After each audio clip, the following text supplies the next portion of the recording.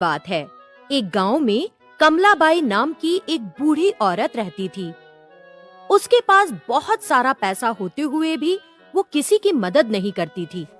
उसके कंजूस होने की वजह से सब उसकी उपेक्षा करते थे। कमलाबाई उसके पास जितना भी पैसा और सोना था, उसे एक बर्तन में रखकर अपने घर के बीच में गाड़ रखा था। वो उस पर एक पुरानी चटाई बिछाकर सोती थी। एक दिन एक साधु गांव में आया। कमलाबाई के बारे में कुछ ना जानते हुए वो उसके घर के सामने एक पेड़ के नीचे बैठ गया। साधु को देखा तो कमलाबाई ने सोचा कि वो उसके घर उसे लूटने आया है, तो उसने उठाया एक बड़ा सा डंडा और उसके सर पे दे मारा। अरे बदमाश, अभी भी मेरे पेड़ के नीचे बैठेगा?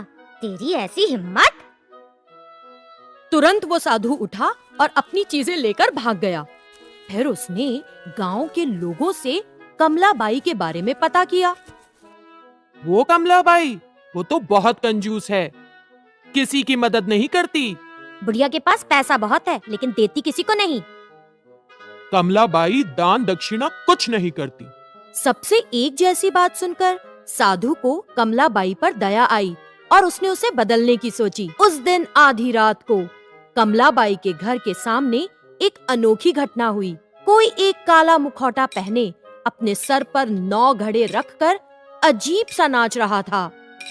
जब कमलाबाई ने पायल के घुंघरुओं की आवाज सुनी तो उसने एक बड़ा सा डंडा हाथ में लेकर घर का दरवाजा खोला।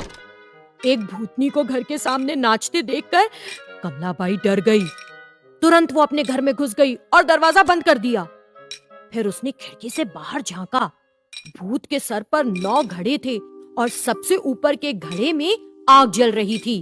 कुछ देर नाचने के बाद भूत ने सबसे ऊपर वाले घड़े को दिए के साथ जमीन पे फेंक दिया और बचे हुए 8 घड़ों के साथ गायब हो गया। जब कमलाबाई बाहर आई तो उसे घड़े के टुकड़ों के अलावा और कुछ नहीं मिला। तब कमलाबाई डर गई।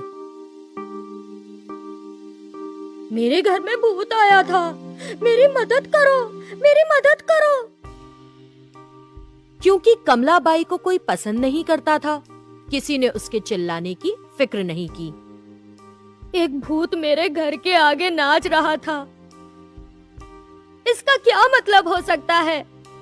मुझे बहुत डर लग रहा है।